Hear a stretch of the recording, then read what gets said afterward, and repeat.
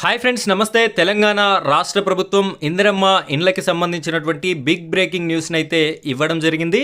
అది ఏమిటి అంటే, ఇక నుండి నిర్మించేటటువంటి ఇండ్లని G+3 పద్ధతిలో ఇందిరమ్మ ఇండ్లని నిర్మించాలి అని చెప్పేసి తెలంగాణ రాష్ట్ర ప్రభుత్వం సంబంధిత రాష్ట్ర గృహ నిర్మాణ శాఖ మంత్రి పొంగులేటి శ్రీనివాసరెడ్డి గారు అయితే తెలపడం జరిగింది. అసలు ఏంటి ఈ G+3 పద్ధతి ఇందిరమ్మ ఇండ్ల నిర్మాణానికి సంబంధించిన పూర్తి వివరాలని నేను మీకు ఈ వీడియోలో అందించడం జరుగుతుంది. వీడియోని ఎక్కడా కూడా స్కిప్ చేయకుండా చివరి వరకు కంటిన్యూ చేయండి.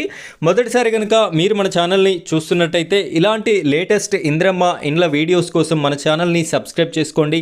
పక్కన బెల్ ఐకాన్ ఉంటుంది, దానిపైన ట్యాప్ చేసి ఆల్ అని సెలెక్ట్ చేసుకోండి. ఇంకా ఈ వీడియోని లైక్ చేయనట్టయితే లైక్ చేయండి. ఇప్పుడైతే మనం వీడియో టాపిక్లోకి వెళ్ళిపోదాం. ఇక్కడ ప్రముఖ దినపత్రికని మీరు ఒకసారి గమనించినట్టయితే G+3 పద్ధతిలో ఇందిరమ్మ ఇండ్లు అని చెప్పేసి మనకి కనిపిస్తుంది. పేదల జీవనోపాధికి ఇబ్బందులు లేకుండా వారు నివాసం ఉన్న చోటే ఇందిరమ్మ ఇండ్లను నిర్మించాలని నిర్ణయించినట్లు మంత్రి పొంగులేటి శ్రీనివాసరెడ్డి తెలిపారు. వారు నివసిస్తున్నటువంటి ప్రదేశాన్ని వదిలిపెట్టి దూర ప్రాంతం సదూర ప్రాంతాలలో నిర్మించినట్లయితే అక్కడికి వెళ్ళి ప్రజలు అవస్థలు పడేటటువంటి అవకాశం ఉంటుంది. అక్కడి వాతావరణానికి అక్కడి కల్చర్కి కూడా అలవాటు పడాల్సినటువంటి అవసరం ఉంటుంది. కాబట్టి ఎక్కడైతే ప్రజలు నివసించి ఉంటారో అక్కడే నిర్మించాలి అని చెప్పేసి కూడా తెలపడం అయితే జరిగింది.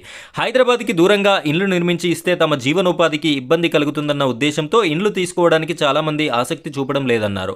హైదరాబాద్కి దూరంగా గతంలో 42,000 ఇండ్లని నిర్మించగా 19,000 మందికి మాత్రమే అక్కడికి వెళ్లారని చెప్పారు.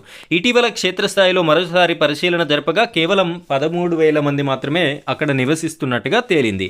అయితే 42,000కి ఇండ్లని నిర్మించినట్లయితే అక్కడ కేవలం 19,000 మంది తీసుకొని ఫైనల్గా 13,000 మంది మాత్రమే నివసిస్తున్నట్టుగా తేలింది. మిగతా వాళ్ళెవరికి కూడా దూరంలో ఇవ్వడం వల్ల అక్కడ నివాసానికి యోగ్యం కాకపోవడం వల్ల వారెవరు కూడా వెళ్ళలేదు అని చెప్పేసి మనకైతే తెలవడం జరుగుతుంది.